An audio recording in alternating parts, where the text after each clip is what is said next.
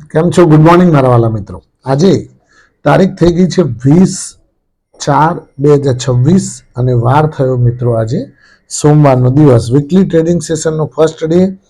જય જય શ્રી ભોલેનાથ, હર હર મહાદેવ. આજે સોમવારના દિવસે આપણે સૌથી મોટા દેવ મહેશ ભોળેનાથને યાદ કરવાનો દિવસ, ખરું ને મિત્રો? તો ભોળેનાથ આજના દિવસમાં કંઈક સારું મંગળમય કરે એવી ભોળેનાથના ચરણોમાં પ્રાર્થના. મિત્રો, આજે ગિફ્ટ નિફ્ટી ઉપરથી લાગી રહ્યું છે કે લગભગ 100 અંક જેટલી ગિફ્ટ નિફ્ટી પ્લસ બતાવી રહી છે. શુક્રવારે તો લગભગ 500 અંક નિફ્ટી ગિફ્ટ નિફ્ટી પ્લસ બતાવતી હતી, પણ જેવો શનિવાર આવ્યો અને ભાઈ ટ્રમ્પ ભાઈએ પાછું કંઈક કહ્યું અને પછી ઈરાને પાછું કંઈક એક્શન લીધું એટલે પાછી બાજી બલટાઈ જઈ. બાજી આખી ચેન્જ થઈ ગઈ, ખરું ને? એટલે કંઈક રોજે રોજ એક કલાક 2 કલાક પછી કંઈક નવું અપડેટ મળતું રહે છે. એટલે ગમે ત્યારે ગમે તે વસ્તુ બને યુદ્ધના માહોલમાં. આજે પાછી ઈરાન અમેરિકાની પાછી આજે વાર્તાલાપની પાછી મિટિંગ છે ઇસ્લામાબાદમાં. હવે જોઈએ એમાં શું પાછું કંઈક નવું ગતકડું આવે છે, એગ્રી થાય છે, નથી થતા, શું છે, ખરું ને? એના ઉપર બધાની નજર મંડળાયેલી રહેશે. હવે વાત કરી લઈએ આપણે કે શુક્રવારે છેલ્લે આપણે બજાર ક્યાં મૂકીને આવ્યા હતા. તો શુક્રવારના બજાર ઉપર એક આછી પાતળી નજર નાખી લઈએ અને આજે બજાર કેવું રહી શકે. એચડીએફસી બેંક, આઈસીઆઈસીઆઈ બેંકના રિઝલ્ટ આવી ગયા છે. બજાર ઉપર કેવી અસર રહેશે એના ઉપર નજર નાખીએ. ક્રૂડ ઓઇલની કેવી અસર રહેશે એના ઉપર નજર નાખીએ અને વિસ્તૃતમાં ચર્ચા કરીએ કે મિત્રો કયા કયા સ્ટોક્સ ઉપર કેવા એક્શન રહી શકે છે, ખરું ને? હવે વાત કરીએ શુક્રવારના બજારની. તો શુક્રવારે મિત્રો નિફ્ટી 156 અંકના વધારા સાથે 24,353 અંક બંધ જોવા મળી. સેન્સેક્સ પણ મિત્રો 504 અંકના વધારા સાથે 78,493 અંક બંધ જોવા મળ્યો. હવે વાત કરીએ એફઆઈઆઈ ડેટાની. તો એફઆઈઆઈએ મિત્રો 683 કરોડની કેશ માર્કેટમાં ખરીદારી કરી. ડીઆઈઆઈએ 4721 કરોડની કેશ માર્કેટમાં વેચવાલી કરી. અત્યારે મોકો મળેલો છે ભાઈ ડીઆઈઆઈને, ખરું ને? ડીઆઈઆઈને અત્યારે થોડું વેચવાલી કરીને હળવા થવાનો મોકો મળેલો છે, કારણ કે થોડું એફઆઈઆઈ અત્યારે થોડી ઝેણી ખરીદારી કરે છે, એટલે ડીઆઈઆઈને એનો લાભ લેવાનો મોકો મળ્યો છે મિત્રો. વધનારા શેરો ઘટનારા શેરો પર ફટાફટ ફોકસ કરીએ. તો વધનારા શેરોમાં નવા લિમિટેડ 12.2% તેજી, એમએમટીસી 10.4% તેજી, એન્જલ વન 8.2% તેજી, ઇરકોન ઇન્ટરનેશનલ જે રેલવે સ્ટોક છે 8.7% તેજી, ગુજરાત ગેસ 8.1% વધ્યો, જીએસપીએલ 8% તેજી, આદિત્ય ઇન્ફોટેકમાં 7.9% તેજી. આ બધા તેજીવાળા સ્ટોક્સ હતા. હવે વાત કરીએ ઘટનારા શેરો. તો ઘટનારા શેરોમાં મિત્રો ગેલેન્ટ ઇસ્પાત 2 દિવસ ધુઆધાર તેજી બતાવી, હવે ત્રીજા દિવસે ઠપ થઈને પડ્યા. 7.9%ની મંદી. એપકોન્સ ઇન્ફ્રા 3.9%ની મંદી, કલ્યાણ જ્વેલર્સ 3.1%ની મંદી, વિપ્રોમાં 2.8%ની મંદી, ટાટા કમ્યુનિકેશનમાં 2.6%ની મંદી, એચડીએફસી લાઈફ ઇન્સ્યોરન્સ 2.4%ની મંદી અને ગ્રો જે એપ્લિકેશન છે, ગ્રો બ્રોકરેજ ફર્મ છે, 2.3%ની આમાં પણ મંદી જોવા મળી, ખરું ને મિત્રો? આ વાત થઈ ગઈ તેજી મંદીના સ્ટોક્સની. હવે વાત કરીએ આપણે મિત્રો આજના બજાર ઉપર કેવી મદાર રહેશે. તો આજે મિત્રો ગિફ્ટ નિફ્ટી પ્લસ બતાવી રહી છે, એટલે લગભગ પ્લસ ખુલશે બજાર. અને કેટલું ટકે છે અને કેટલું ઉપર પણ ખેંચીને લઈ જાય છે એના ઉપર બધાની નજર રહેશે. કેમ કે ભાઈ મિત્રો આજે એક સારા સમાચાર એ છે કે આપણને જે ડર હતો કે ભાઈ શનિવારે એચડીએફસી બેંક અને આઈસીઆઈસીઆઈ બેંકના રિઝલ્ટ ક્યાંક નિરાશ કરે એવા આવી ગયા, અને બજારને ક્યાંક ધક્કો મારશે નીચે તો પડી જશે, કારણ કે HDFC બેંક અને ICICI બેંકનું વેટેજ બેંક નિફ્ટીમાં 50% છે, બંનેનું ભેગું કરીને. અને આખા નિફ્ટી 50માં 20% જેટલું વેટેજ છે.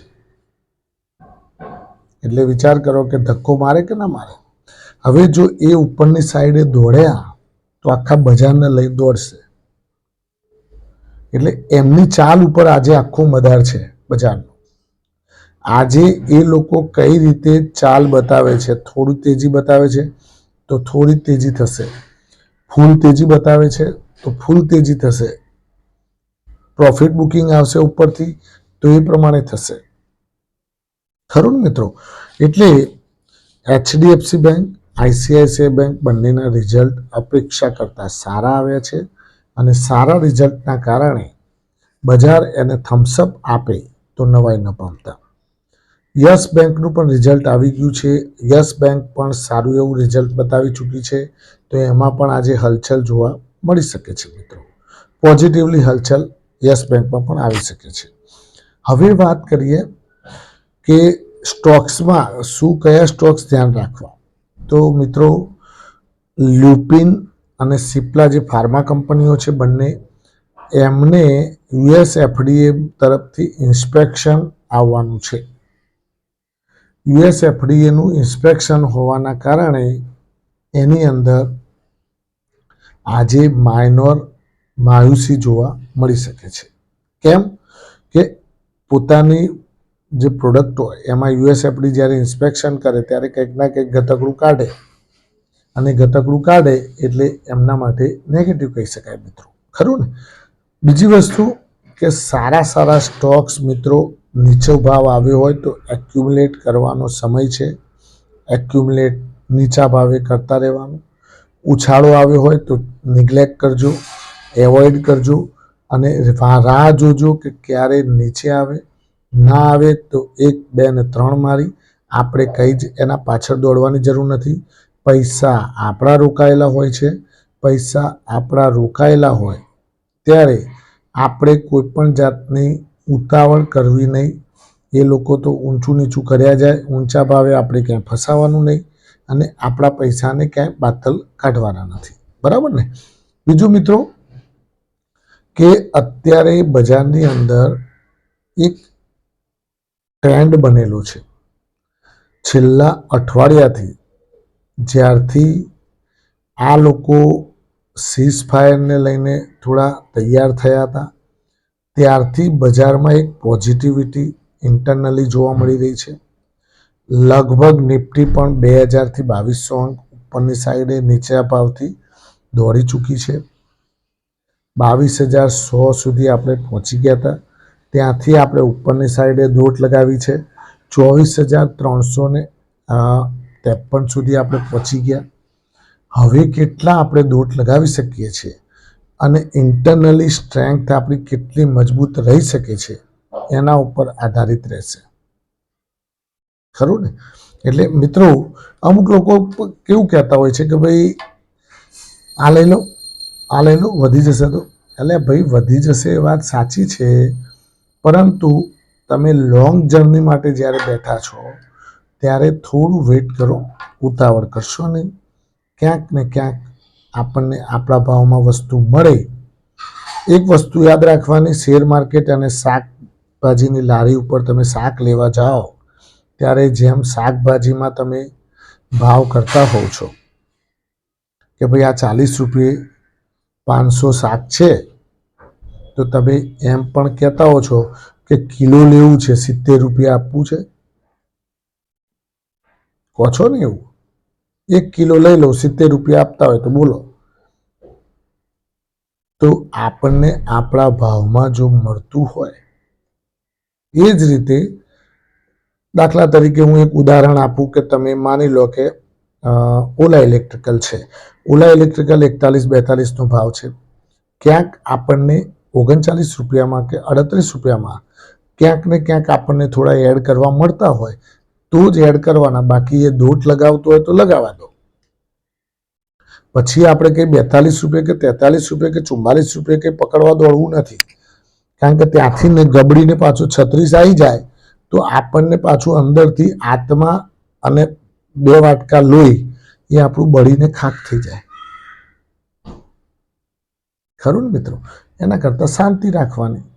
ક્યાં વહી જવાનું છે? પૈસા તો આપણી જોડે છે ને. રાતોરાત ડબલ કરવાની ગણતરીએ દોડવાનું નહીં. ખરું ને? Thank you very much. ખૂબ ખૂબ આભાર. આજનો દિવસ તમારા માટે શુભ રહે, લાભદાયી રહે, ફળદાયી રહે એવી માય પ્રોફિટ પોઈન્ટ ચેનલ વતી આપ સૌને શુભકામનાઓ. Thank you.